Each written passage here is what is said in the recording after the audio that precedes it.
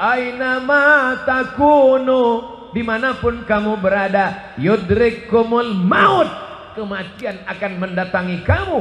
Walau kuntum fi burujim musayyadah, walaupun kalian berada di dalam kotak yang dipaku. Begitulah perbuatan orang musyrik jahiliyah dulu. Dia buat kotak, kemudian dia paku, dia masuk ke dalam. Ditanya sama temannya, kenapa kau bersembunyi dalam kotak yang dipaku? Mudah-mudahan aja malaikat maut nggak bisa masuk. Siapapun akan mati menghadap Allah. Michael Jackson masuk ke dalam kotak hampa udara, berharap tidak mati, mati juga. Semuanya akan menghadap Allah. Tinggal lagi apa yang akan kita bawa menghadap Allah. Ini pelajaran yang kedua dari buku belah buku kisah saat maut akan menjemput. Wa kafa bil mauti wa'izah. Ada nasihat yang tidak bersuara, ada nasihat yang bukan khutbah, bukan ceramah, bukan tausiah, bukan tazkirah. Dia diam 1000 bahasa. Nasihat itu bernama mati. Siapa yang menasihati Ustaz Abdul Somad? Enggak ada. Enggak ada orang menasihati saya sampai sekarang. Saya datang ke Kiai, Kiai tolong nasihati saya. Saya kalau tausiah, saya cari para alim ulama yang tua-tua, yang sepuh-sepuh, minta nasihat, minta doa. Mereka nggak kasih nasihat. Mereka katakan, ya Ustaz sudah tahulah, sama-sama saja kita berdoa kepada Allah. Nasihat yang paling dalam yang masuk ke dalam otak dan hati saya adalah ketika melihat orang mati terbujur kaku, yang selama ini dihormati, dibanggakan, dimuliakan, disanjung tinggi. Kalau datang disambut dengan baleho dan karpet warna merah, tapi lalu kemudian ketika mati menghadap Allah terbujur di ruang tamu, dan tidak sampai 24 jam dibawa keluar. Rumahnya rumah dia, yang membangunnya dia, yang beli tanahnya dia, yang cari arsiteknya dia, yang mengumpulkan uangnya dia. Tapi kalau sudah meninggal dunia, sejengkal pun di rumah itu tidak ada yang bersedia menampung dia. Tempatnya tetap di TPU, tempat taman pemakaman umum. Ada rumah yang dibangun, ada rumah yang dikendalikan, ada rumah yang diatur. Sekian tahun nabung untuk buat rumah. Rumahmu berapa harganya? 3M. Wow, hebat sekali 3M, 3 kali minjam. Ada rumah yang tidak pernah kita lihat, rumah yang tidak pernah kita jenguk, rumah yang tidak pernah kita pedulikan, tapi kita akan tinggal di sana. Lebih lama di rumah kita atau di taman pemakaman umum? Saya tanya sekali lagi, lebih lama tinggal di rumah yang kita bangun atau lebih lama di kuburan? Lebih lama di kuburan. Di rumah kita paling kita tempati. Ada orang menempati rumahnya sampai 100 tahun? Nggak ada. Paling kita tempati rumah kita itu paling lama 50 tahun. Itu pun kalau umur kita 75 tahun. Umur 25 bangun rumah atau mewarisi rumah bapaknya. Kita cerita bukan rumah bapak kita, bukan rumah kakek kita, rumah kita. Kita tempati cuma 50 tahun. Setelah itu kita masuk liang lahat. Yang meninggal tahun 1945 saat ditembak oleh Belanda. Sampai sekarang berarti dia sudah dikubur berapa tahun? Maka sampai masanya nanti hari kiamat, ada yang di liang lahat sampai 100 tahun, ada yang sampai 1000 tahun lamanya. Apa yang sudah kau persiapkan? Amal jariah. Yatsba'ul mayyita salatun, yang mengiringi mayat sampai ke liang lahat ada 3. Ahluhu, istrinya ikut mengiring, anaknya datang, jamaah semua datang, tapi cuman sampai ke pintu liang lahat. Setelah itu mereka masukkan ke dalam. Setelah itu mereka kemudian naik ke atas. Mereka ambil pacul, cangkol dan skop. Mereka katakan mari kita timbun, kita injak biar padat. Setelah itu ditancapkan kayu nisan. Setelah itu mereka pun berdoa. Setelah itu mereka pun pulang ke rumah. Anaknya nangis pada hari yang pertama. Hari kedua dia mulai tersenyum. Kirim rek spasi lucu, kirim ke 9090. Tapi kalau anakmu soleh, dia akan bangun di tengah malam. Rabbighfirli wa liwalidayya warhamhuma kama rabbayani shaghira. Gimana anak ibu? Ingat dengan suami ibu? Ingat dengan ayahnya? Alhamdulillah Pak Ustaz. Malam-malam saya bangun jam 2. Saya dengar di samping kamar ada baca Yasin. Yasin wal Qur'anil Hakim innaka laminal mursalin ala siratim mustaqim tanzilal azizir rahim. Lalu saya pun bangun, Pak Ustadz, senangnya hati saya, anak saya baca Quran untuk ayahnya. Begitu saya buka pintu kamar, ternyata TV belum mati, Pak Ustadz. Mudah-mudahan anak kita termasuk yang tetap kirim Yasin untuk kita tiap malam. Kita pesankan ke mereka supaya tahajud, berzikir, berdoa. Ya Allah, sampaikanlah pahala tahlilku, la ilaha illallah tahlil, subhanallah tasbih, tahmid, alhamdulillah, takbir, Allahu akbar, salawat. Lalu kemudian dia bawa anak istrinya baca Quran. Wa idza khatimul qur'ana, kalau dikhatamkan mereka Quran 30 juz, fa huwa hasanun, sepaling bagusnya sekhatam Al-Quran 30 juz. Kalau tidak sanggup khatam Quran, likulli syai'in qalbun, segala sesuatu punya hati. Wa qalbul Quran, hatinya Al-Quran adalah Yasin. Dan kalau tidak sanggup baca Yasin, Ummul Quran Al-Fatihah, level paling tinggi sekhatam. Tak sanggup sekhatam Yasin, tak sanggup Yasin, Ummul Quran. Itulah tadi yang Pak Bupati mengajak kita, mari kita bacakan suratul Fatihah. Fatihah pun tidak mau. Innalillahi wa inna ilaihi raji'un. Apa yang kau balaskan untuk ayahmu? Berapa kali dia tidak jadi ganti baju hari raya demi uang sekolahmu? Sekolahmu memang online, tapi bayarannya offline. Berapa kali ibumu tidak jadi hari raya buat kue demi untuk sekolahmu, demi untuk air susumu, demi untuk makan minummu. Meregang nyawa dia melahirkan. Andai kau gendong dia dari Bekasi ke kota Makkah, tawaf 7 putaran, sa'i Safa dan Marwah, wukuf di padang Arafah, melontar jumrah, belum tentu dapat menebus sekali teriakannya saat melahirkanmu. Betul Ibu? Ternyata ibu tidak ada yang teriak waktu melahirkan. Kenapa? Dia pingsan di operasi. Lahir. Ustadz, walaupun operasi sesar itu sakit loh Ustadz. Ustadz kan nggak pernah merasakannya, karena rasaku bukan rasamu Ustadz. Kita tidak pernah tahu bagaimana perasaan mereka perempuan. Ketika hormonnya berlebih di awal-awal kehamilan, dia muntah-muntah. Respon hidungnya sangat tajam. Suami yang dulu kata dia buah hati belayan jiwa, cintaku setengah napasku pergi, baunya minta ampun. Lalu kemudian yang awalnya rahim itu kecil, lalu mulai membesar, sebulan, 2 bulan, 3 bulan. Akhirnya ususnya menjadi kecil, makannya susah, nafasnya terhalang. Lalu kemudian tulang belakangnya mulai melengkung.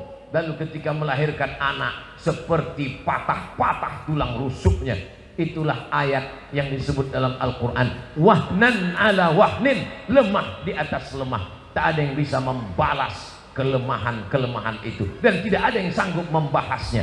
Kalau saya bahas bagaimana lemahnya perempuan saat mengandung, perempuan itu mengandung lemah di atas lemah. Kata ibu-ibu, alah Ustadz kayak pernah aja. Maka kita balaskan. Yang ibunya masih hidup, mudah-mudahan masih sempat berbakti kepada orang tua.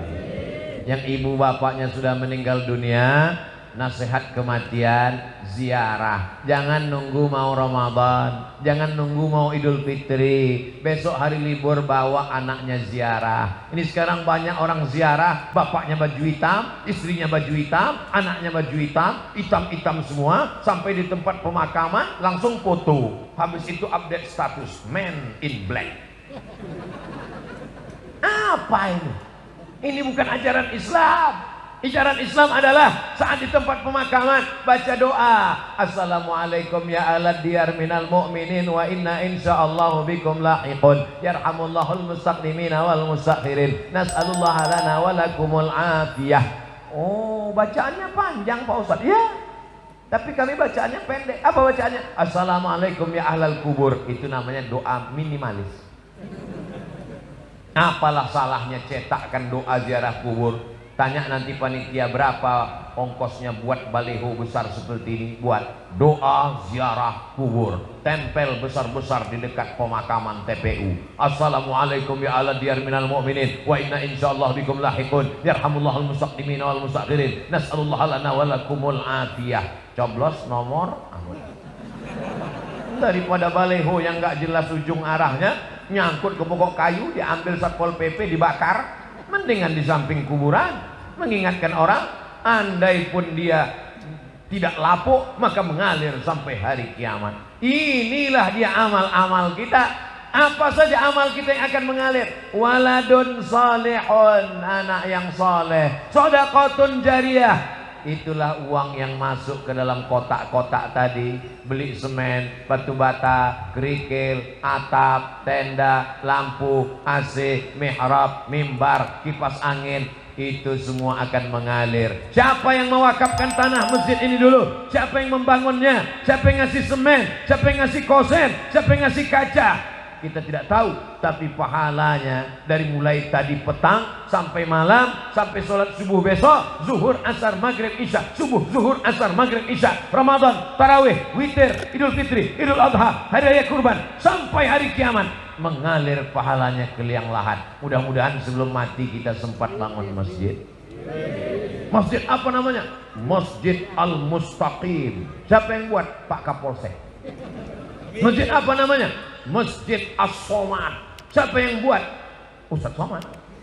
Sudah ada? Belum lagi. Tapi insya Allah kalau kita berniat sebelum mati mesti ada. Saya diundang ke Jambi, diajak untuk meresmikan masjid. Jalannya jauh, naik mobil. Dalam hati saya, mau dibawa kemana lagi? Begitu sampai, musola kecil. Ya Allah, apa kelebihan musola ini? Apa kelebihannya? Berikut ini mari kita dengarkan kata sambutan dari Bapak Kapolsek. Saya sebagai Kapolsek, kumisnya melintang. Saya sebagai Kapolsek di tempat ini, Pak Ustadz risau karena tidak ada tempat sholat. Orang sholat di kamar. Maka saya kumpulkan di antara anak-anak buah saya. Kita beli semen, batu bata, akhirnya jadilah musola ini. Dan saya bertekad kalau siap, yang meresmikannya adalah Ustadz Somad. Oh, begitu kronologisnya. Dan orang tidak berani nolak. Kasih semen, siap. Jadilah musola. Jabatanmu tak lama, tapi yang kekal abadi adalah masjid.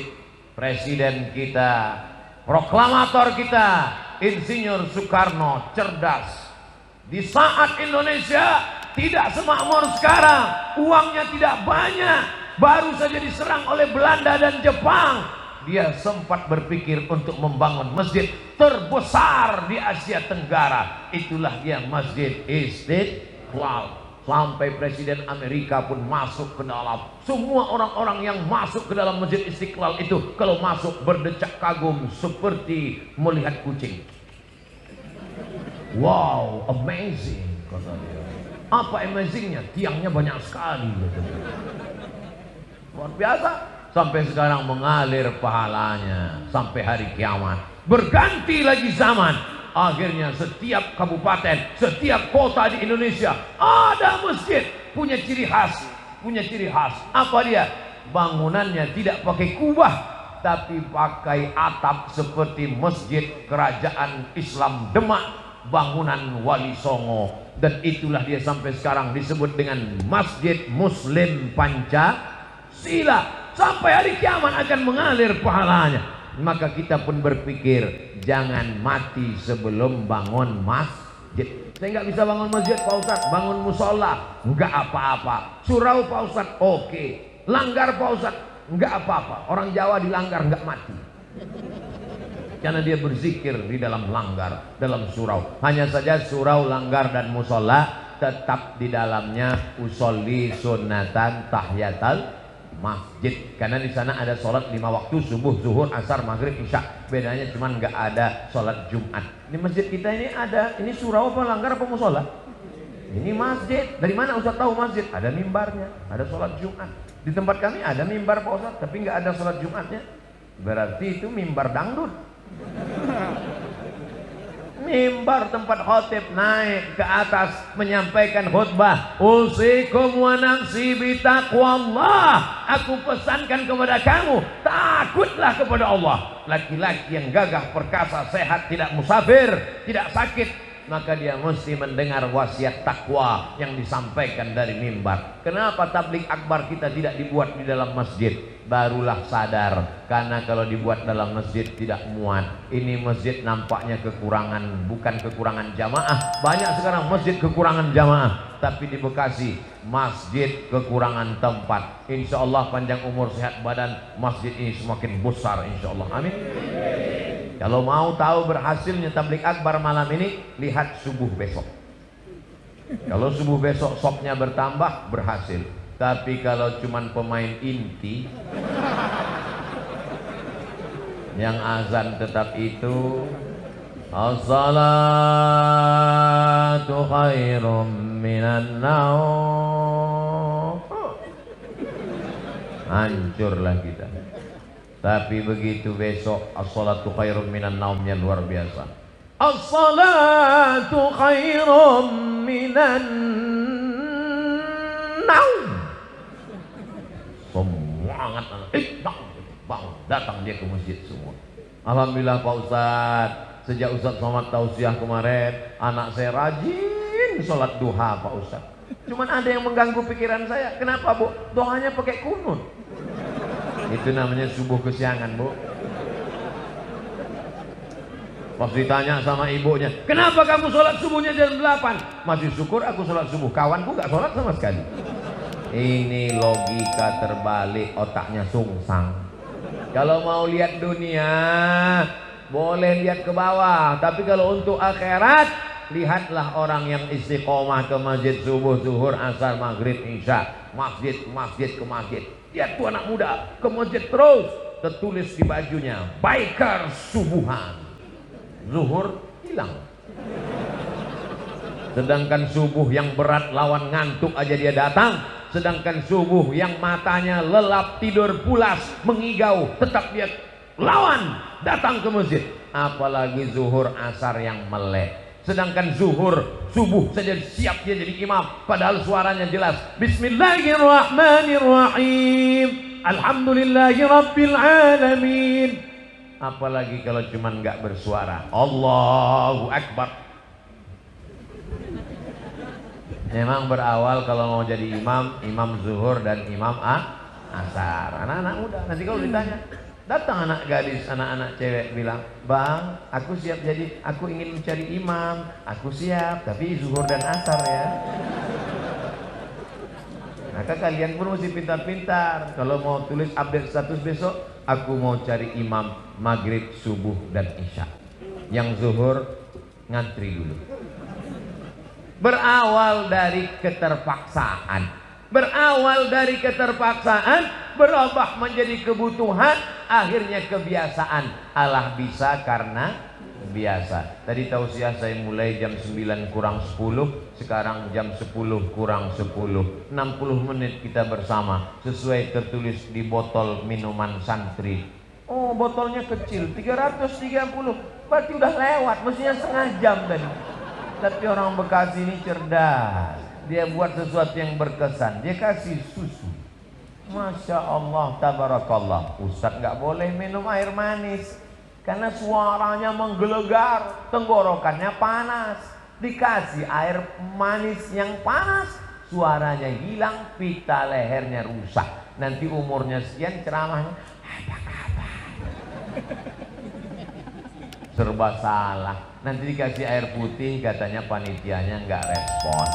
Dikasih air susu, air teh, katanya wah susah sekali Ustaz Abdul Somad ini. Enggak, Ustaz Somad tidak pernah mempersulit, mempersusah orang. Kalau bisa dipermudah, kenapa dipersulit? Yassiru, mudahkan urusan orang. Ngundang Ustaz Abdul Somad nggak perlu pakai proposal. Ngundang Ustaz Abdul Somad katanya sulit, mesti kirim DP, mesti pakai pesawat kelas eksekutif, mesti dijemput dengan private jet, mesti dijemput.